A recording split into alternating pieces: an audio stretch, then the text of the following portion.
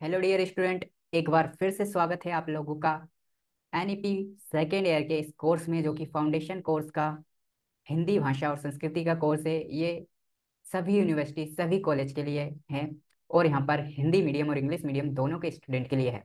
जिसका module number 1 आपने नहीं देखा है तो ज़रूर देखें, इंट्रोडक्शन पार्ट को देखें, उससे पता चलेगा कि हम कोर्स में क्या क्या सीखने वाले हैं। बाकी आगे के मॉड्यूल देखने के लिए चैनल को सब्सक्राइब कर सकते हैं और बता सकते हैं आपके कौन कौन से कोर्स हैं और आप किस कक्षा से हैं, तो आपके हम उन कोर्स को भी डिज़ाइन कर देंगे यहाँ पर। चलिए देखते हैं फाउंडेशन कोर्स हिंदी भाषा और संस्कृति के मॉड्यूल नंबर 2 में हम क्या सीखने वाले हैं। तो मॉड्यूल नंबर 2 में हम सीखने वाले हैं, हमने ये आपकी सिलेबस की इकाई 1 से यानी यूनिट नंबर 1 से लिया है। इसमें हम सूर्यकांत त्रिपाठी निराला के द्वारा लिखी गई दो कविताएं हैं। जागो फिर एक बार कविता का नाम है। इसके हम ऑब्जेक्टिव प्रश्न देखेंगे। ठीक है, तो चलिए शुरू करते हैं। तो पहला प्रश्न है यहाँ पर, जागो फिर एक बार कविता में कवि का भाव निहित है। कौन सा भाव निहित है? राष्ट्रीय नव जागरण का। ठीक है। दूसरा है, जागो फिर एक बार कविता के आंदोलन की पृष्ठभूमि पर सृजित है। किस पर सृजित है? बा स्वतंत्रता प्राप्ति। इसके बाद है तीसरा, गुरु गोविंद सिंह के गुरु थे। किसके गुरु थे? सिखों के। इसके बाद भारतीयों को किसका रूप माना गया है? तो ब्रह्मा का रूप माना गया है। सत्य श्री अकाल किस धर्म से संबंधित है? तो सिख धर्म से संबंधित है। आगे चलते हैं। तुम हो महान, तुम सदा हो महान, ये भारतीयों में किसका फूका महामंत्र है? तो ऋषियों का। मृत्युंजय व्योमवेश के समान में मृत्युंजय किसे कहा गया है? किसे कहा गया है? भगवान शिव को। आ वाला सही हो जाएगा। इसके बाद है तीन ताप कौन कौन से हैं? तो कौन कौन से हैं तीन ताप? तो आ वाला सही हो जाएगा। दैहिक, देविक और भौतिक। आ वाला सही है। इसके बाद सत्य चित्त और आनंद के लिए एक शब्द क्या हो सकता है? तो क्या हो सकता है भैया? सच्चिदानंद। बा वाला। इसके बाद है भेद कर सप्तावरण मरण लोक पहुंचे थे। कहाँ पहुंचे थे? बा मांसाहारी पहुंचे थे। ठीक है, आगे चलते हैं। गुरु गोविंद सिंह किस धर्म से संबंध रखते हैं? तो सभी को पता है, सिख धर्म से। बंगाल के महिषादल के मेदिनीपुर मेदिनीपुर जिले में वसंत पंचमी के दिन 1896 ईस्वी में कौन पैदा हुआ था? तो कौन पैदा हुआ था? सूर्यकांत त्रिपाठी निराला। ठीक है। निराला का उपनाम निराला क्यों पड़ा? तो इसका सही जवाब है, भाव भाषा और छंदों को निराला जी ने नया आयाम दिया था, इसलिए उपनाम से नवाजे गए। तो दा वाला सही है। ठीक है। निराला भारतीय संस्कृति के पोषक व उन्नयक रहे, किंतु किसके विरोधी रहे? तो किसके विरोधी रहे? गलत रूढ़ियों के, यानी जो हमारे यहाँ परंपराएं होती हैं गलत, उनके ये विरोधी रहे। इसके बाद प्रस्तुत कविता में अतीत की गौरवमय गाथा का चित्रण किसके लिए किया गया? तो किसके लिए किया गया? आ वाला अंग्रेजों से निराश भारतीय युवाओं को प्रेरणा देने के लिए। भारतीय युवाओं को आलस्य छोड़कर अंग्रेजी शत्रुओं से युद्ध कर देश को स्वतंत्र करने हेतु अतीत के किस योद्धा का जिक्र किया गया है? तो गुरु गोविंद सिंह जी का। ठीक है। सिख संप्रदाय के 10वें गुरु का नाम था। क्या था 10वें गुरु का नाम? गुरु गोविंद सिंह। इसके बाद कविता में किस नदी के किनारे रहने वाले को वीर बताया गया है? तो बा सिंधु नदी के तट पर रहने वालों को। आगे चलते हैं। गुरु गोविंद सिंह ने किस पंथ का निर्माण किया था? तो खालसा पंथ का। गुरु गोविंद सिंह ने अपनी सेना के सिपाहियों के बारे में क्या नारा दिया था?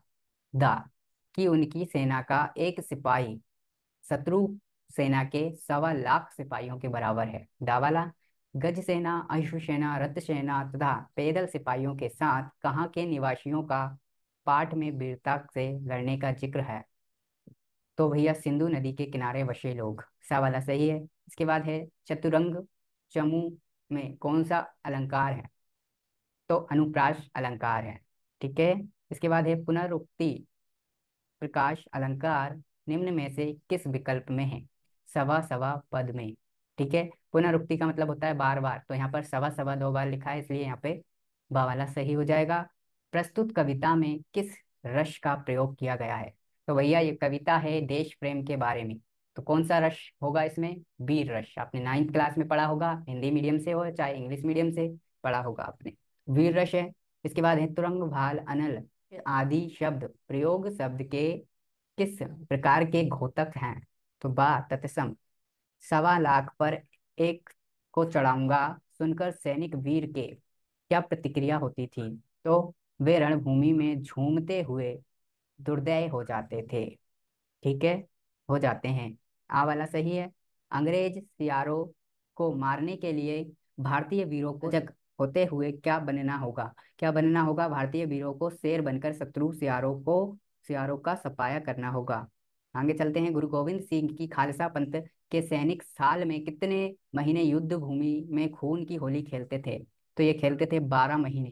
3 प्रकार मानसिक शारीरिक और आध्यात्मिक के दुखों का कविता में जिक्र है, जिसे किस शब्द से व्यक्त किया गया है? तो सा है ताप श्रेय। सा वाला सही है। हठ योग के अनुसार मनुष्य 6 चक्रों को पार कर 7वें चक्र में पहुंचता है। जो सहस्त्र दल कमल का आसन है वहां निरंतर रस टपकता रहता है। उसे कवि ने कौन से शब्द से अभिहित किया है? कौन से शब्द से किया है? सहस्त्रार। ठीक है, आ वाला सही हो जाएगा। गुरु गोविंद सिंह के मस्तक से आग कब उगलनी प्रारंभ हो जाती थी? तो सा वाला सही हो जाएगा सत श्री अकाल के उच्चारण से। इसके बाद है जब भारतीय सत रज तम गुण से तथा मानसिक शारीरिक व आध्यात्मिक तापश्रेय को जला देते थे तो किसकी संतान के समान अभय थे? शिव जी की संतान के समान। ठीक है, बा वाला सही हो जाएगा। इसके बाद है सांप से सताए हुए को एक शब्द में परिभाषित कीजिए। तो सा आंसर हो जाएगा अभिशप्त।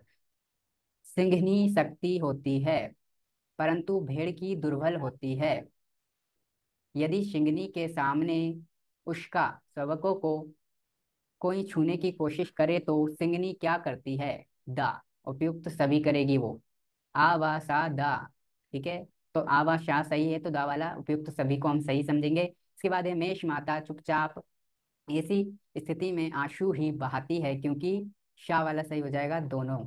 यानी आ वाला भी सही है, बा वाला भी सही है, तो सा वाला हम सही समझेंगे। मेष माता घन जीता अपने अभिशप्त में कौन सा अलंकार है?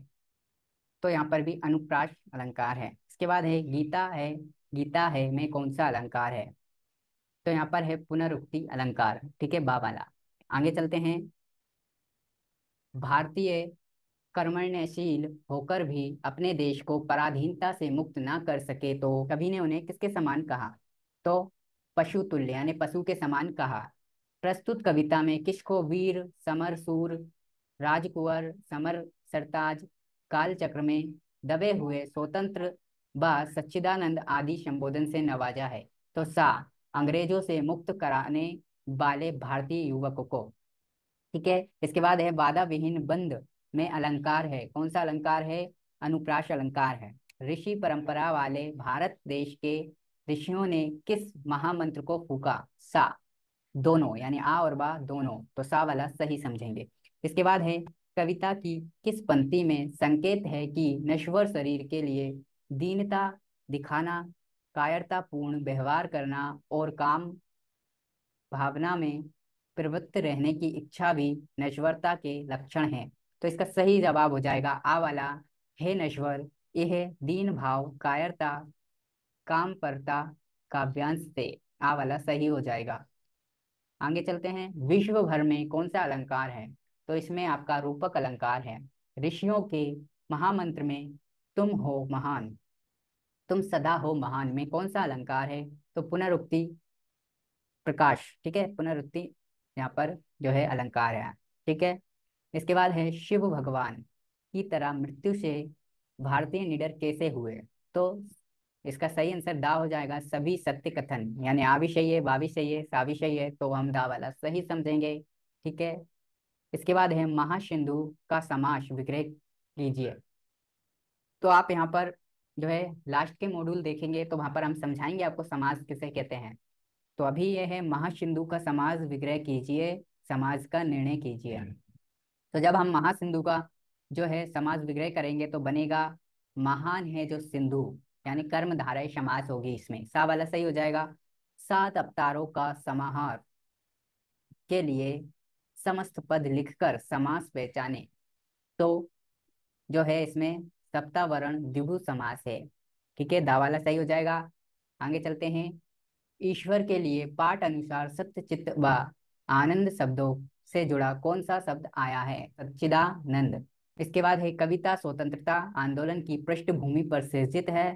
स्वतंत्रता प्राप्ति के महासंग्राम में किसकी तरह उद्बुद्ध करने का संकल्प भाव अंतर्निहित है? तो इसमें है आ वाला, योद्धा की तरह। तो डियर स्टूडेंट, इस प्रकार से ये मॉड्यूल नंबर 2 में इतने ही जो है यहाँ पर ऑब्जेक्टिव प्रश्न थे जो हमने देख लिए। इन्हीं के अंदर से आपका पेपर बनेगा। सारे मॉड्यूल जरूर देखें। आगे के मॉड्यूल देखने के लिए चैनल को सब्सक्राइब करें। पीछे के मॉड्यूल देख सकते हैं अभी। बाकी मिलते हैं अगले मॉड्यूल में। Thank you.